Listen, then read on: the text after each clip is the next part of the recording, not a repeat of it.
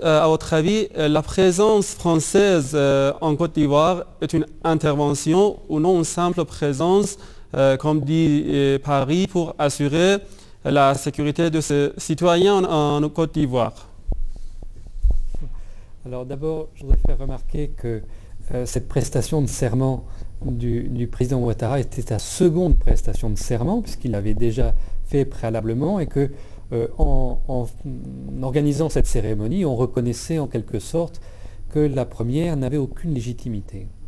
La seconde chose, c'est que lorsqu'on prétend qu'on installe la démocratie, eh bien, ce qui fait la légitimité d'un président, c'est la passation de pouvoir avec son prédécesseur. Là, évidemment, ça n'était pas possible, et à la place, on a assisté à une cérémonie où le personnage central était en fait le représentant de l'ancienne puissance coloniale. Donc tout ça est un peu bizarre. Ensuite, Monsieur Khalilzadeh a évoqué la présence des grandes compagnies françaises dans cette cérémonie.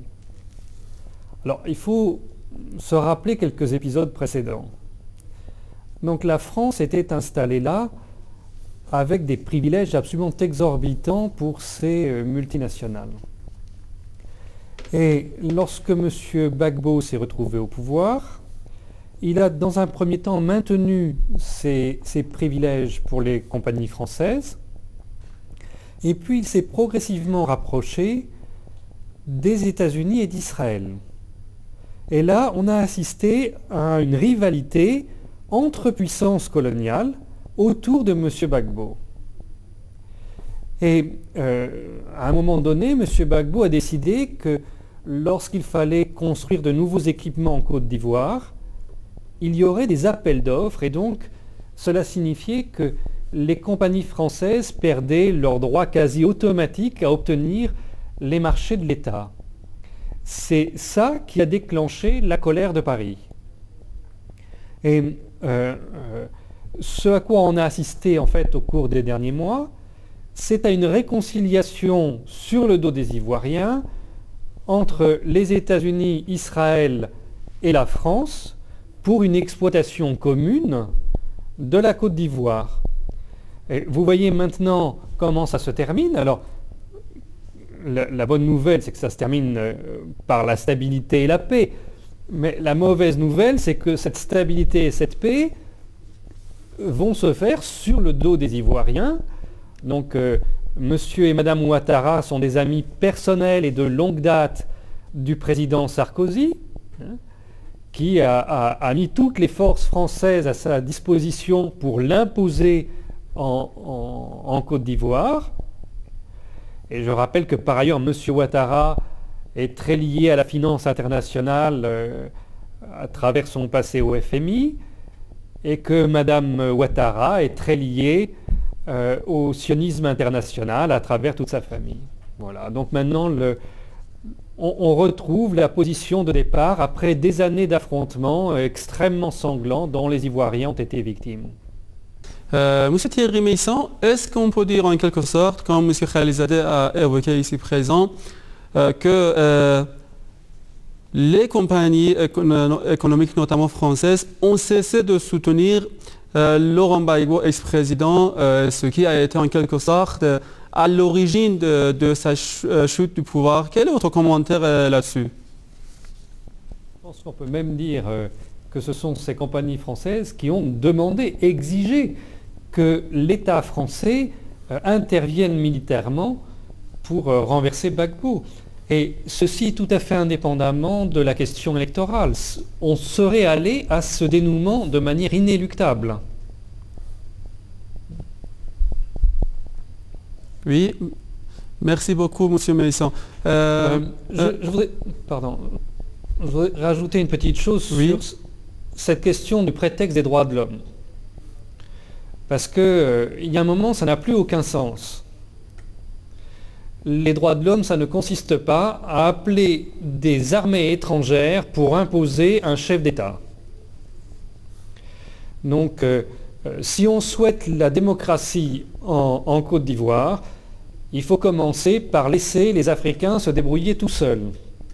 Parce que la démocratie, c'est le peuple, ce n'est pas les puissances étrangères. Et comme l'a dit à l'instant M. Khalizadeh, la première chose à faire, c'est de sortir les bases militaires étrangères, en l'occurrence la base française. Monsieur Meïssan, en tout cas, pas mal d'Ivoiriens avaient voté pour Laurent Gbagbo lors de la dernière présidentielle. Est-ce que nous serons dans l'avenir, selon vous, témoins d'une réaction de la part des pro-Gbagbo, ou bien non, l'affaire s'en est finie avec ces couches de la société ivoirienne? Bien, aucun des problèmes qui se posaient au cours des dernières années n'a été réglé. Et de toute manière, ça ne se règle pas par la force, ces problèmes-là. Donc, pour le moment, il y a une période qui va être calme, et puis on va voir à nouveau ces problèmes s'exprimer. Alors, est-ce qu'on saura les résoudre calmement cette fois-ci, ou est-ce que les affrontements recommenceront? Je ne sais pas. Mais en tout cas, la manière dont les choses se présentent aujourd'hui n'est pas positive, puisqu'on nous explique que c'est la présence militaire française qui restera l'arbitre de problèmes intérieurs à ce pays. Et vous avez posé tout à l'heure la question du rôle de l'Union africaine. Mais l'Union africaine est une grande perdante de cette affaire, puisque la médiation de l'Union africaine avait été refusée, en fait, et on avait choisi à la place une médiation de la CEDEAO. Et nous sommes aussi dans un contexte où l'attaque internationale contre la Libye atteint directement l'Union africaine. Vous savez que la Libye avait un rôle très important dans la création de l'Union africaine. Donc, nous voyons l'affaiblissement des structures propres à l'Afrique. De la même manière, il y avait une banque régionale pour l'Afrique de l'Ouest installée en Côte d'Ivoire. Elle a été déplacée en Tunisie. C'est très clairement un moyen que les Occidentaux avaient pour préserver leurs intérêts monétaires et financiers dans cette région pendant les affrontements. Donc, dans toutes ces institutions, on constate que ce qui est proprement africain s'effrite, et à la place, on voit arriver une influence extérieure, parce que la grande nouveauté en Afrique, c'est le déploiement de l'Africom, c'est-à-dire des forces des États-Unis. Alors pour le moment, la plupart des États africains ont refusé d'avoir des troupes permanentes des États-Unis chez eux. Enfin, tout le monde sait qu'on est en train de construire le siège de tout ça à Addis Abeba en Éthiopie, donc les dés sont déjà jetés. Pour la Côte d'Ivoire, l'avenir reste celui de la tutelle des États-Unis, de la France, pardon, et la cérémonie d'investiture de M. Ouattara n'avait pas d'autre sens. Encore une fois, il y avait eu précédemment une cérémonie d'investiture. Ça, c'est juste une mise en scène de remerciement à la France et de reconnaissance de cette suzeraineté. Monsieur Thierry Meïssan, une dernière question, seulement une minute, moins d'une minute s'il vous plaît. Est-ce qu'on peut dire que justement ces richesses naturelles sont à l'origine des problèmes de l'Afrique? Ces richesses naturelles suscitent des convoitises. Et dans la mesure où les Africains n'ont pas les moyens de se défendre, c'est la loi du plus fort qui s'impose. Donc les anciennes puissances coloniales ou les nouvelles puissances coloniales comme les États-Unis et Israël se servent sur le terrain.